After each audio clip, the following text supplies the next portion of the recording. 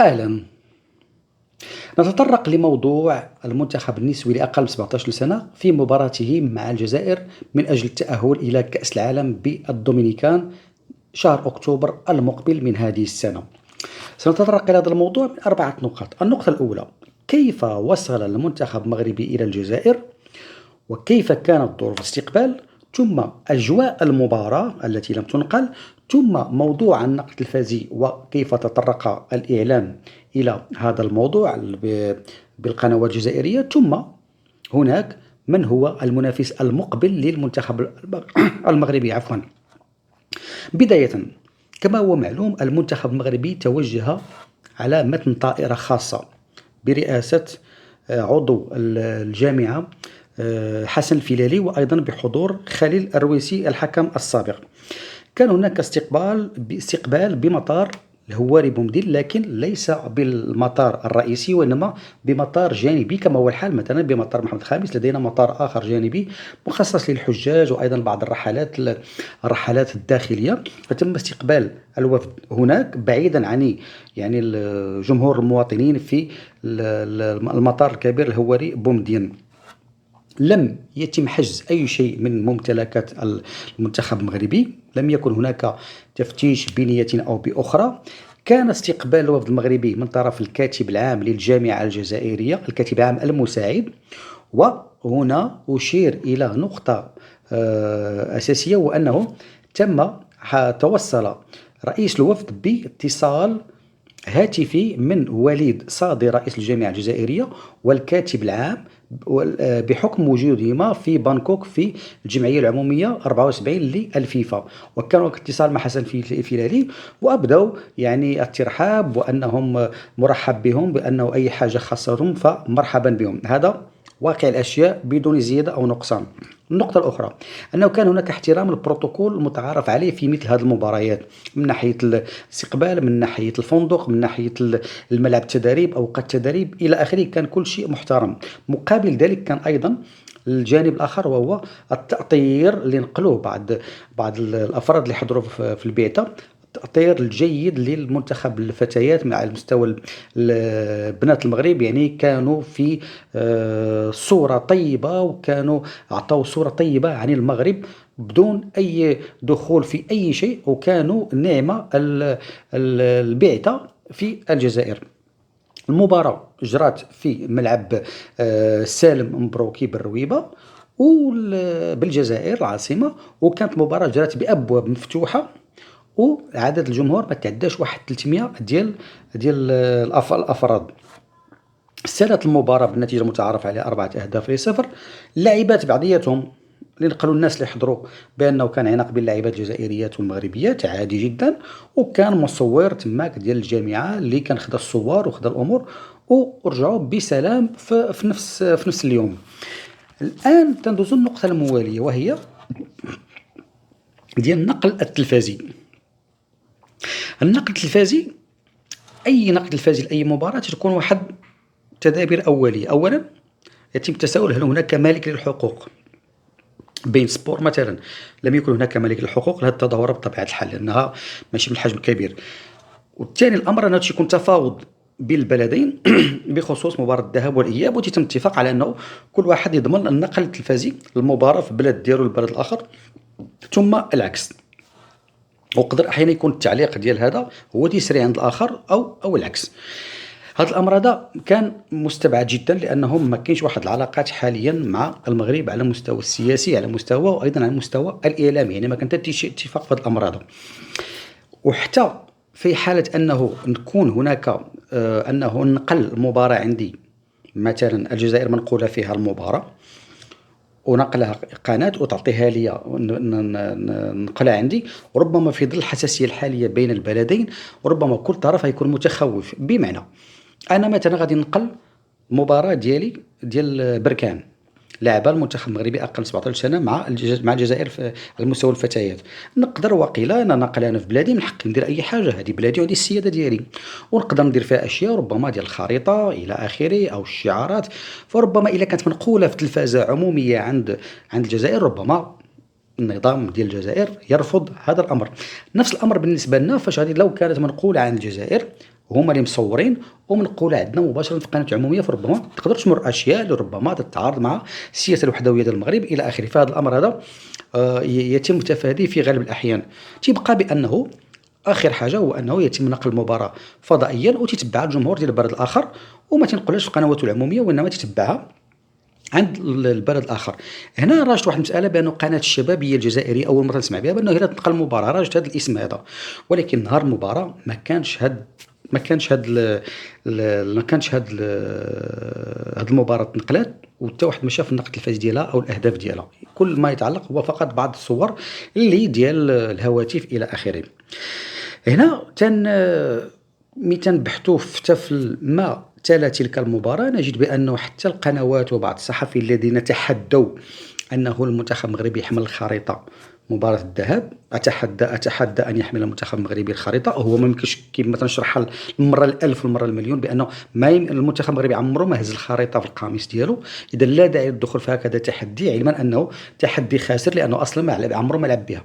وثانيا تنشرح بأنه جاري متعلق بمنافسات تابعة للقارة ومنافسات تابعة للفيفا. هناك تمييز في قانون الخاص بالأمتعة الرياضية ديال تابع الفيفا 2022. إذا الأمور هذه ما غاديش نرجعها، ولكن هاد الإعلامي بالضبط اللي كان تيهضر على التحدي والقنوات الأخرى كانت تهضر على مباراة الذهاب ببركان، حتى واحد ما هضر على المباراة، علما أنه في مباراة الذهاب العناوين اللي تصدرت القنوات الإعلامية هي أنه فتي الجزائر خسرنا ب4-0، والنقطة الموالية بأنه المنتخب المغربي لم يلعب بالخريطة على قميصه. يعني كان الحدث هو ديال الخريطة اللي غلب على مسألة النتيجة. اللي وقع حاليا هو أنه في ظل أنه عدم حمل الخريطة لم يصبح خبر، فحتى الحديث على منتخب النسوي والخسارة ديالو الجزائر خسرته ب4 أهداف مجددا لم يكن محل نقاش ومحل حديث وسط البلاطوهات ديال القنوات الجزائرية. إذن هنا تيبان بأنه بقينا في غياب القميص اللي فيه الخريطة، فإنه ما كاينش الإخبار بما يتعلق بمنتخب السيدات الجزائريات والخسارة ديالهم. هنا تيبقى عندنا بأنه تنسوي أنه بقات عندنا غير مشاهد ديال مباراة الذهاب، وحنا دابا ما عندناش مباراة الإياب. يعني هذه من المرات القليلة اللي ولات في السنوات الأخيرة تنتبعوا مباراة الذهاب وما نتبعوش مباراة الإياب، وما تبقاو المشاهد ديال مباراة بركان. ما معروفش السياق أو الحيثيات باش ما نبتدعوش شي حاجة ما كايناش، ولكن اللي تيبان بأنه المباراة ديال منتخب الجزائر مع السيدات مع النظير المغربي لأقل 17 سنة جرات في نفس التوقيت تقريبا ديال مباراة كبيرة اللي كانت في الجزائر، اللي كان فيها الاحتفال باللقب، وهي ديال مولودية الجزائر واتحاد الجزائر اللي هو ديربي، وغطات على كل ما يتعلق بهذه المباراة هذه. أكثر من ذلك هو أنه حتى الجمهور الجزائري ربما ما تيتبعش هذه المباريات ديال المنتخب النسوي، باش نكونوا واضحين بانه هذه المباراه التصفويه ديال المنتخب المغربي ربما ما كانش الراي العام غادي يتبعها بهذه الحده هذه الا بسبب انه الامر يتعلق بمباراه مع الجزائر اللي جات من بعد ما مباراه نهضه بركان واتحاد العاصمه، لانه في الدوره الماضيه ديال كاس العالم 2022 بالهند كانوا تصفيات ولا احد سول على التصفيات تسمعنا بانه المنتخب المغربي اقل من 17 سنه تاهل للمونديال. ولكن هذه المره هذه كان واحد السياق خاص اللي هو قضيه تتعلق بمنتخب الجزائر، مساله الخريطه، مساله عدم اجراء مباراه ديال نهضه بركان واتحاد العاصمه. هنا غادي نطرح نقطه قبل ما نمر للنقطه المواليه، وهي انه كان هناك عدم الإخبار. هذا عدم الإخبار على مستوى القنوات العمومية والخدمات العمومية. يعني هنا من مهام الخدمة العمومية وهي الإخبار، أي أن القناة العمومية مسؤوليتها أنها يعني توفي بواحد 4 ديال الوظائف: الإخبار، التربية، والتثقيف، والترفيه. هذه وظائف ال4 ديال الإعلام وديال الخدمة العمومية في أي بلد. هنا تيغيب الإخبار، واعتقد أنه هنا في المغرب لو تم الامر من حق اي مواطن انه يتوجه عند هيئه التقنيه المكلفه بالسمع البصري من اجل تقديم شكايه بحكم انه ما كاينش شي حاجه تمنع انه من نقل تلك المباراه والاخبار بها، ولو ما تنقلش ولكن الاخبار بها وتمرير لقطات والى اخره. هذا الامر هذا ربما في الجزائر تي عندها هي التقنيه، ولكن لا اعتقد انه شي واحد غادي يتجرأ وغادي يطلب مساله ديال التشكي لماذا لم تنقل هذه المباراه في اطار الاخبار الذي هو وظيفه من وظائف الخدمه العموميه والقنوات العموميه. اذا هذا جانب متعلق بالوصول اللي كان وصول في ظروف جيده ومعامله بالمثل بنفس الشكل اللي كان في بركان. هذا واقع تنقله كيف ما هو بدون زياده ونقصان، وما غاديش نزيد ولا ننقص، وانما هذا هو واقع الشيء والواقع لا يرتفع. هنا غادي نمروا للنقطة الموالية وهي ديال ما بعد مباراة الجزائر، 8 الأهداف ل0 اللهم بارك. تنجيو دابا تنوصلوا واحد الأمر يتعلق بالمنافس المقبل. في المجموع ديال المباريات اللي غادي يكونوا في هذا الدور هذا الأول والثاني والثالث والرابع غادي يكونوا في مجموع 44 مباراة اللي غادي تكون تجرات بعد إجراء الدور الرابع في شهر يونيو المقبل، باش يتأهلوا 3 المنتخبات إفريقيات مثل القارة الإفريقية في الدومينيكان في شهر أكتوبر 2024 في السنة الجارية. هنا المغرب الدور الأول ما لعبوش، تعفى منه هو وعدة دول لأنه تجرت غير مباراة واحدة. الدور الثاني فاز على النيجر ذهابا وإيابا هنا بالمغرب ب 11-0 11-0، وتجي مباراة ديال الجزائر 8 أهداف، وتيجي الدور الأخير الرابع غادي نتلاقاو مع منتخب زامبيا. منتخب زامبيا للاسف الكبار ديالو هما اللي قصاو المنتخب المغربي للسيدات من التاهل الى الالعاب الاولمبيه 2024 في هذيك المباراه الغريبه جدا، رابحين في زامبيا وتنجيو لهنا ونتقصاو. الحمد لله على كل شيء.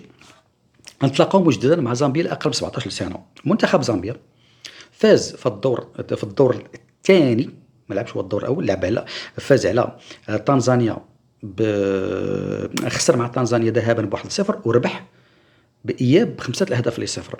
وفي الدور الثالث اللي لعبوا المغرب مع الجزائر، ففي الدور الثالث هو كان لعب مع أوغندا، ربح ب2-0 ذهابا وخسر ب1-0 في الإياب. تيبان بأنه على المستوى التهديف ربما النسبة قليلة، ولكن هنا على حسب الخصوم اللي واجههم.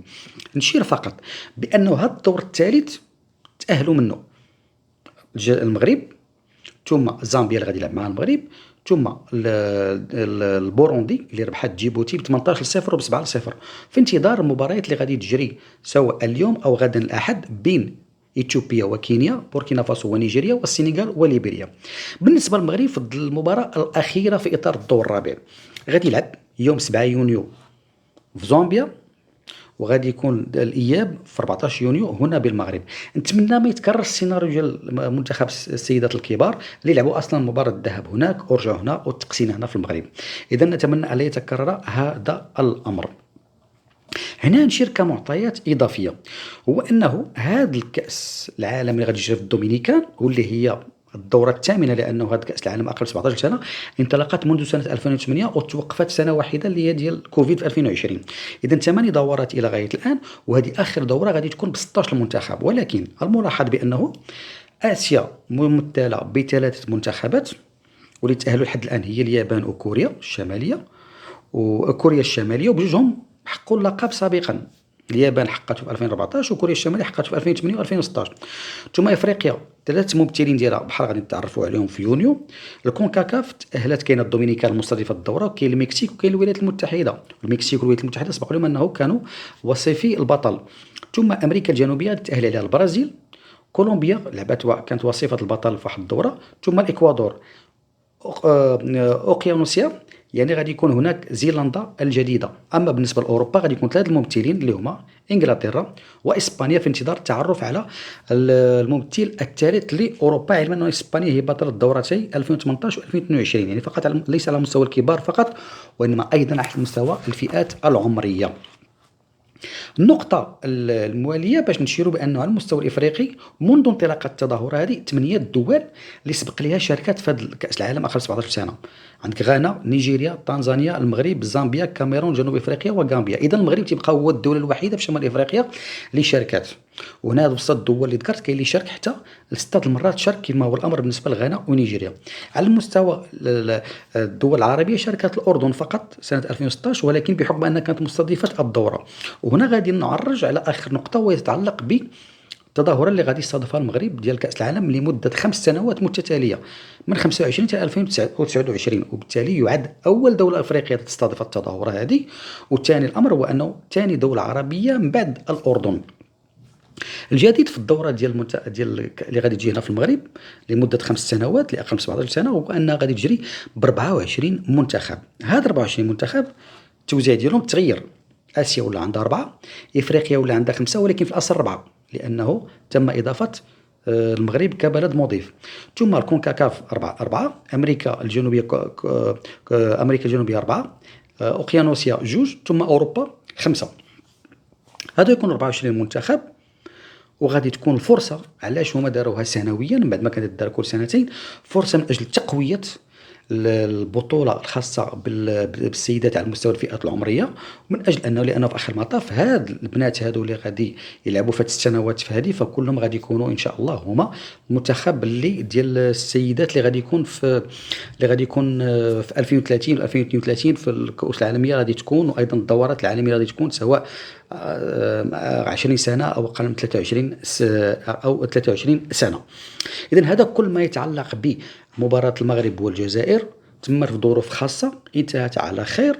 البعض كان يعتبر بأنه عدم نقلها التلفزيون ربما قد يعرف شي أشياء ربما غير عادية، لكن في آخر المطاف مرت الأمور بشكل عادي. المغرب تأهل وهذا هو المهم، والأهم هو أنه التركيز على مباراة زامبيا التي لن تكون سهلة بطبيعة الحال، لتحقيق ثاني تأهل لمنتخب المغرب إلى كأس العالم بعد الدورة ديال الهند 2022 اللي المغرب سجل فيها انتصار واحد، وكان قريب ربما أنه كان يقدر مع شوية الحظ كان يمر للدور الثاني. إذًا إلى أن يتأهل المغرب نتمنى الحظ السعيد للفتيات، ونحن من جهتنا نقول لكم طاب يومكم.